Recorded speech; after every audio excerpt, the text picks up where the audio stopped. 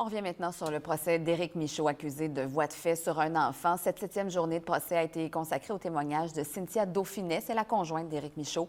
Elle est aussi accusée dans cette histoire. Et Charelle, elle a avoué aujourd'hui avoir menti aux policiers.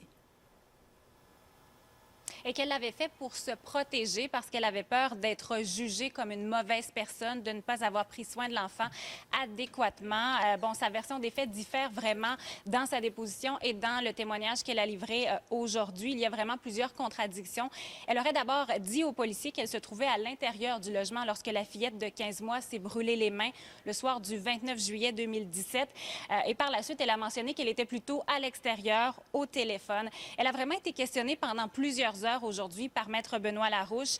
Elle a d'abord raconté, Cynthia Dauphinet, qu'elle avait trouvé la fillette de 15 mois dans le bain, encore en couche, justement, et qu'elle lui avait enroulé une serviette et que c'est quelques secondes plus tard qu'elle avait remarqué ses mains gravement brûlées, ses doigts rougis et sa peau en lambeaux. Elle s'est alors mise à paniquer, à crier après l'accusé. Elle lui aurait d'ailleurs dit « Pourquoi tu n'as pas surveillé l'enfant? Qu'est-ce qui s'est passé? » Et elle a mentionné qu'elle avait frappé à plusieurs reprises Éric Michaud ce soir-là. Elle a par la suite mis des compresses d'eau froide sur les mains de l'enfant qui hurlait de douleur.